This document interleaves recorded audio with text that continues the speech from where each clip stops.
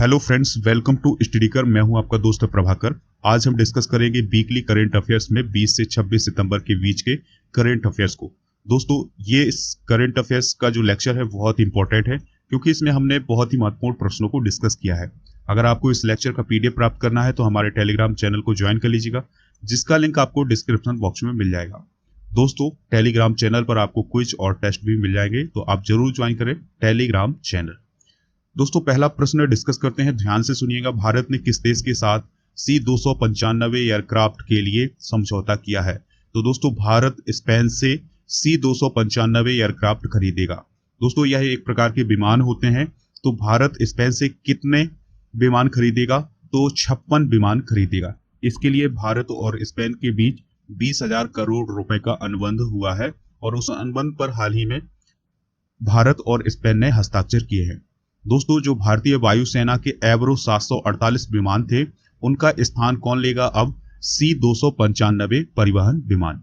दोस्तों, परिवहन विमान क्या होते हैं? जिसमें परिवहन की व्यवस्था की जाती है। यानी जो सेना के विमान होते हैं वो दो प्रकार के होते हैं। एक लड़ाकू विमान होते हैं, एक परिवहन विमान होते हैं, जिसमें कमांडो को एक स्थान से दूसरे स्थान या किसी भी प्रकार के सामान को एक स्थान से दूसरे स्थान तक ले जाया जाता है। तो दोस्तों, ध्यान रखिएगा कि C-295 परिवहन विमान किससे खरीदे हैं? भारत ने स्पेन से खरीदे हैं। अगला प्रश्न है, बहुत इंपॉर्टेंट प्रश्न है, हाल ही में पंजाब के नए चीफ मिनिस्टर कौन बने हैं? तो दोस्तों, हाल ही में पंजाब के नए चीफ मिनिस्टर बने हैं चरणजीत सिंह चन्नी। कौन बने हैं? चरणजीत सिंह चन्नी। दोस्तों, पंजाब के मुख्यमंत्री कैप्टन अमरिंदर सिंह ने अपने पद से इस्तीफा दे दिया था, और उनके पूरे मंत्रिमंडल ने भी इस्तीफा दे दिया था। किसे?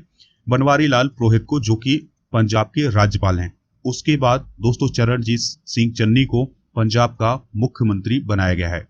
तो इस प्रकार से चरणजीत सिंह चन्नी पंजाब के नए मुख्यमंत्री बने हैं। दोस्तों, 1966 के बाद जब से पंजाब का पुनर्गठन हुआ है, तब से वे पहले दलित मुख्यमंत्री होंगे।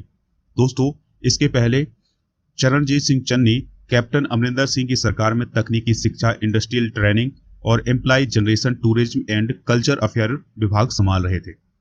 दोस्तों, पंजाब के बारे में कुछ बातें डिस्कस कर लेते हैं। राजधानी क्या है पंजाब की? चंडीगढ़ है। सबसे बड़ा शहर लुधियाना है। गठन हुआ था 1 नवंबर 1966 को, और यहाँ पर विधानसभा सीटों की संख्या है 117, राज्यसभा सीटें हैं 7, लोकसभा सीटें कितनी है? 13 है।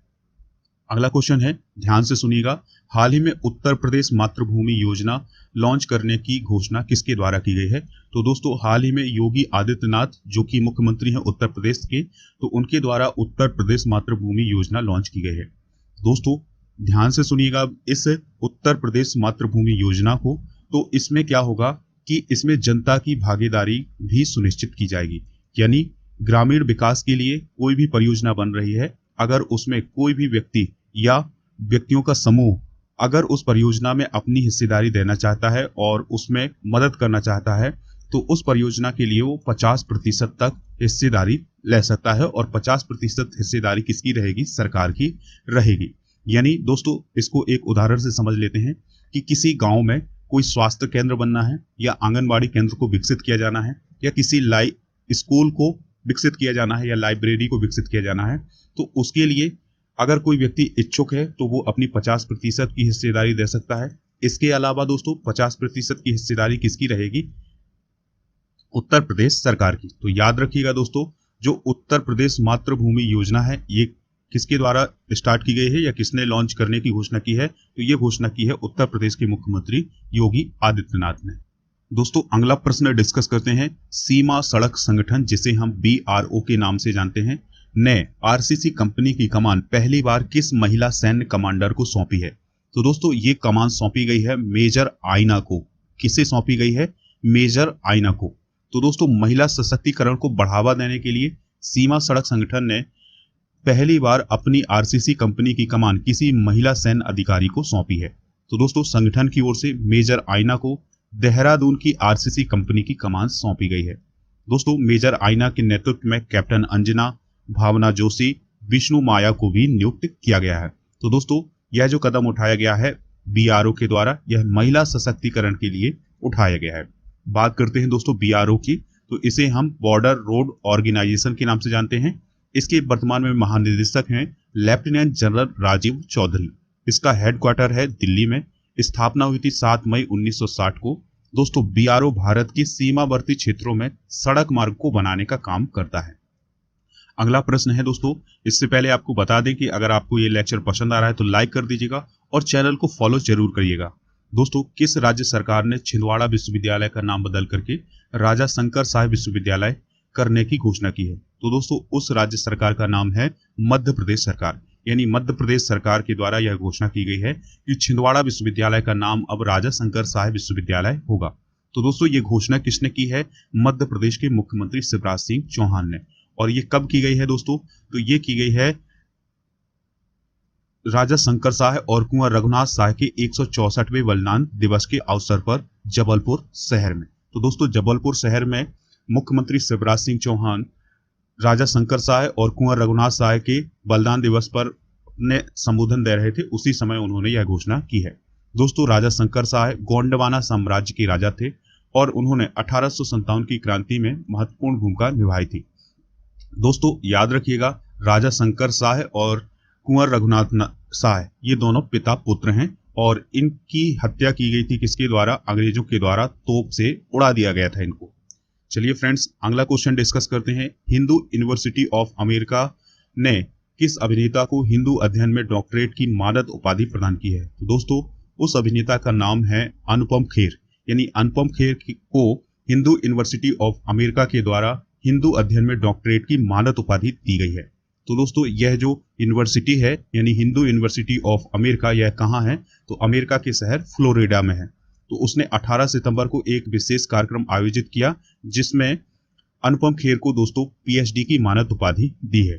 इसके बाद अनुपम खेर ने कहा है कि यह उपाधि उन्हें हिंदू धर्म के दर्शन और दुनिया की सबसे पुरानी संस्कृति के दर्शन के बारे में बात करने के लिए दी गई है। दोस्तों अगला क्वेश्चन डिस्कस करते हैं। इंपॉर्टेंट क्वेश्चन है। G20 देशों ने, दोस्तों ध्यान से सुनिएगा, G20 देशों के कृषि मंत्रियों की बैठक की अध्यक्षता किस देश ने की है? तो दोस्तों हाल ही में G20 के कृषि मंत्रियों की बैठक हुई है और उसकी अध्यक्षता की है इटली ने। किसने की है दोस्तों? इटली ने की है।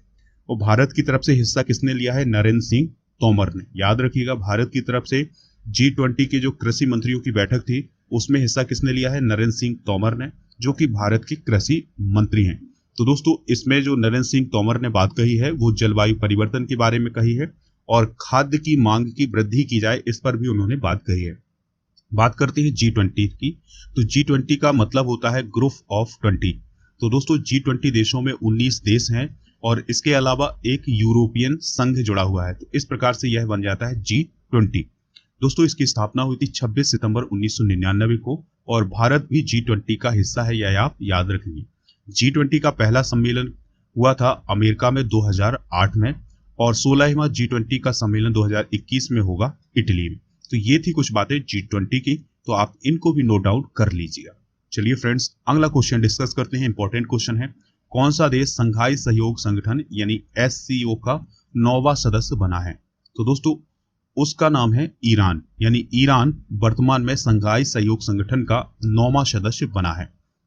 दोस्तों संघाई कॉरपोरेशन ऑर्गेनाइजेशन की स्थापना हुई थी साल 2001 में। इसका हेडक्वार्टर है बीजिंग में, जो कि चाइना में है। दोस्तों इसके सेक्रेटरी जनरल हैं व्लादिमीर नेरोव। कौन है दोस्तों? व्लादिमीर नेरोव जो हैं उसके सेक्रेटरी जनरल हैं। और इसके सदस्य देश कौन कौन से हैं? तो ध्यान से सुनिएगा। भारत, पाकिस्तान, चीन, रूस, कजाकिस्तान, उज्बेकिस्तान, किर्गिस्तान और तजाकिस्तान। इसके अलावा दोस्तों 9वां सदस्य जो बना है वो बना है ईरान। तो ये थे कुछ सदस्य किसके? SCO के, यानी संघाई कॉरपोरेशन ऑर्गेनाइजेशन के। अगला क्वेश्चन है, इंपॉर्टेंट क्वेश्चन है।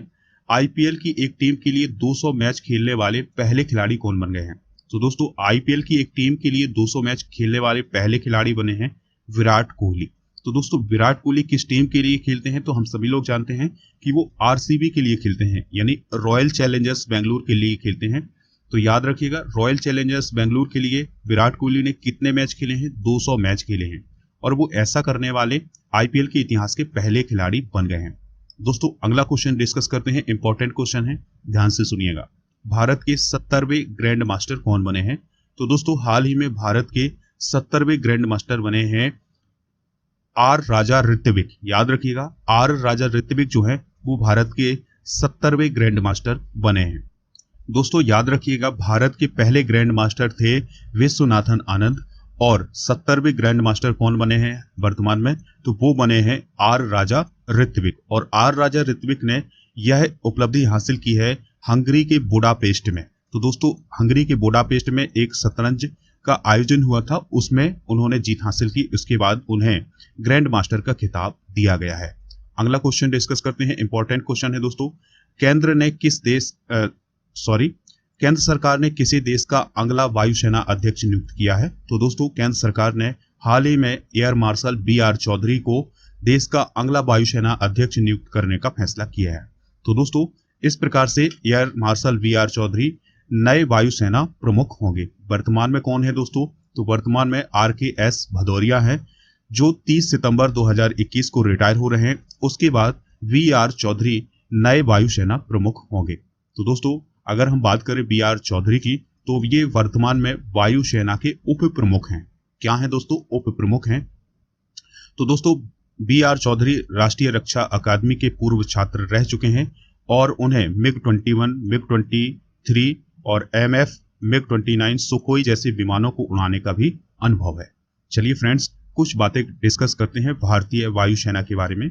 तो इसकी स्थापना हुई थी 8 अक्टूबर 1932 को, और इसका हेडक्वार्टर है नई दिल्ली में। दोस्तों इसका जो आदर्श वाक्य है वो है नवः स्पर्शम दीप्तम। वायुसेना दिवस मनाया जाता है 8 अक्टूबर को, और इसके वर्तमान में वायुसेना अध्यक्ष कौन है? Air chief marshal Rakesh Kumar Singh Bhadauria. दोस्तों भारत के राष्ट्रपति जो होते हैं वो भारतीय वायुसेना के कमांडर इन चीफ होते हैं।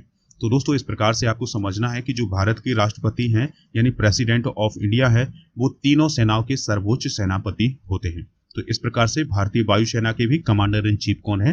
भारत के राष्ट्रपति हैं। अगला क्वेश्चन है, इंपॉर्टेंट क्वेश्चन है, ध्यान से सुनना है। वैश्विक नवाचार सूचकांक यानी ग्लोबल इनोवेशन इंडेक्स 2021 में भारत किस स्थान पर है? तो दोस्तों भारत का स्थान है इसमें 46वां। कौन सा स्थान है दोस्तों? याद रखिएगा, भारत का कौन सा स्थान है? 46वां स्थान है।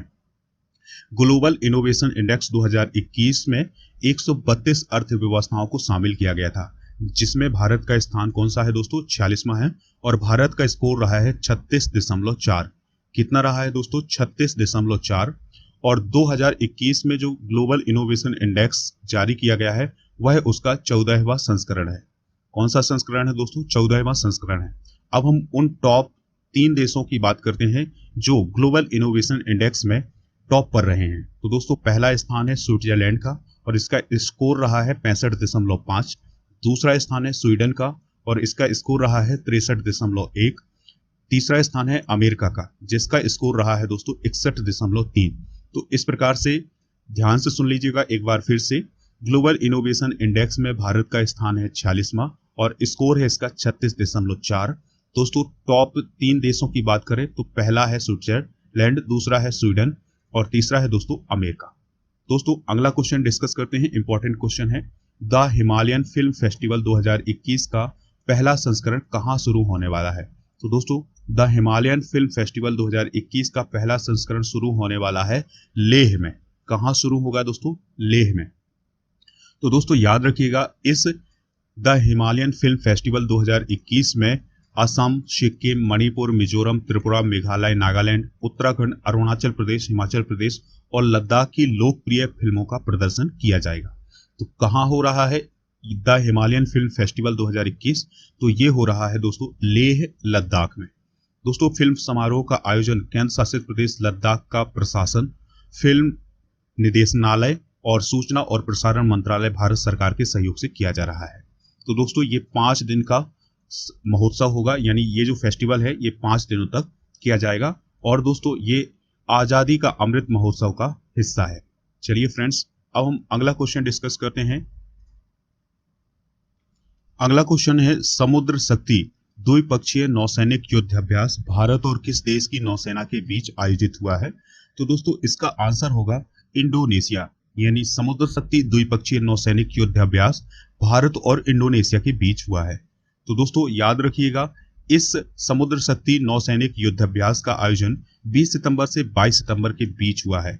और ये कहाँ हुआ है? तो आपको याद रखना है, ये समुद्र शक्ति युद्धाभ्यास हुआ है दोस्तों इंडोनेशिया के सुंडा जल डमरू मध्य क्षेत्र में। कहाँ हुआ है दोस्तों? सुंडा जल डमरू मध्य क्षेत्र में। तो दोस्तों इस युद्धाभ्यास में भारत की तरफ से शिवालिक और कदमट्ट नामक जहाजों ने हिस्सा लिया है। दोस्तों इस अभ्यास का उद्देश्य दोनों नौसेनाओं के बीच समुद्री संचालन में आपसी समझ और अंतर संचालन को बढ़ावा देना और द्विपक्षीय संबंधों को मजबूत करना है। दोस्तों समुद्र शक्ति युद्ध अभ्यास का 2021 में तीसरा संस्करण किया गया है, तो याद रखिएगा यह 2021 में समुद्र शक्ति नौसैनिक अभ्यास का तीसरा संस्करण है। दोस्तों कुछ और पॉइंट डिस्कस करते हैं समुद्र शक्ति अभ्यास के बारे में। तो दोस्तों भारत की एक्ट ईस्ट नीति के अनुसार ही समुद्र शक्ति युद्धाभ्यास किसके साथ किया जा रहा है? इंडोनेशिया के साथ किया जा रहा है। दोस्तों भारत और इंडोनेशिया के बीच कुछ और नौसैनिक अभ्यास होते हैं, तो ध्यान से सुनिएगा। गरुड़ शक्ति और इंडो कॉर्पेट और इंडो फिलेट नामक जो सैन्य अभ्यास हैं, ये भारत और इंडोनेशिया के बीच होते हैं। दोस्तों इंडोनेशिया की राजधानी क्या है? जकार्ता। ये भी आप नोट डाउन कर लेंगे। अगला क्वेश्चन है, इंपॉर्टेंट क्वेश्चन है, कौन सा राज्य पुरुष हॉकी जूनियर विश्व कप 2021 की मेजबानी करेगा? तो दोस्तों उस राज्य का नाम है उड़ीसा, यानी उड़ीसा पुरुष हॉकी जूनियर विश्व कप 2021 की मेजबानी करने वाला है। दोस्तों 24 नवंबर से 5 दिसंबर 2021 के बीच उड़ीसा के कलिंगा स्टेडियम में पुरुष हॉकी जूनियर विश्व कप का आयोजन किया जाना है, जिसकी मेजबानी कौन सा स्टेट कर रहा है? उड़ीसा। दोस्तों यह दूसरी बार है जब भारत में इस टूर्नामेंट का आयोजन किया जा रहा है। इससे पहले 2016 में जूनियर हॉकी वर्ल्ड कप का आयोजन लखनऊ उत्तर प्रदेश में हुआ था। दोस्तों हाल ही में नवीन पटनायक ने पुरुष हॉकी जूनियर विश्व कप का लोगो और ट्रॉफी का भी अनावरण किया है। इसके अलावा अंतर्राष्ट्रीय हॉकी महासंघ ने जूनियर महिला हॉकी विश्व कप 2021 का आयोजन साउथ अफ्रीका में कराने का निर्णय लिया है। दोस्तों जो साल 2023 का पुरुष हॉकी विश्व कप है, उसका आयोजन भारत के भुवनेश्वर में किया जाना है, और भुवनेश्वर कहाँ है दोस्तों? उड़ीसा में। तो इस प्रकार से 2023 का भी जो वर्ल्ड कप है हॉकी का, वो भी उड़ीसा में ही होने वाला है। चलिए फ्रेंड्स, अगर आपको ये लेक्चर पसंद आ रहा है तो लाइक जरूर करिएगा। दोस्तों आप अनअकैडमी पर राजा गुप्ता को फॉलो कर सकते हैं। वहां पर आपको उनकी लाइव क्लासेस और स्पेशल क्लासेस मिल जाएंगी। इसके अलावा दोस्तों आप राजा गुप्ता के माध्यम से कोई भी कोर्स परचेज कर सकते हैं। उसके लिए आपको एक रेफरल कोड यूज करना होगा, और वो रेफरल कोड है राजा नंबर 1। तो आप अनअकैडमी पर कोई भी कोर्स खरीदते हैं और अगर आप रेफरल कोड यूज करते हैं राजा नंबर 1, तो आपको उस कोर्स में छूट दे दी जाएगी। इसके अलावा दोस्तों आप हमें खबरी ऐप पर भी फॉलो कर सकते हैं, यानी आप स्टडी कर को खबरी ऐप पर फॉलो कर लीजिएगा, जहां पर आपको मोस्ट इंपॉर्टेंट ऑडियो लेक्चर, इसके अलावा आपको मेरा मॉडर्न इंडियन हिस्ट्री का कोर्स भी मिल जाएगा, जो कि बहुत ही कम कीमत पर है। दोस्तों अगर आपको ये लेक्चर पसंद आया है तो लाइक कर दीजिएगा, दोस्तों को शेयर जरूर करिएगा। चलिए फ्रेंड्स, मिलते हैं नेक्स्ट लेक्चर में। जय हिंद।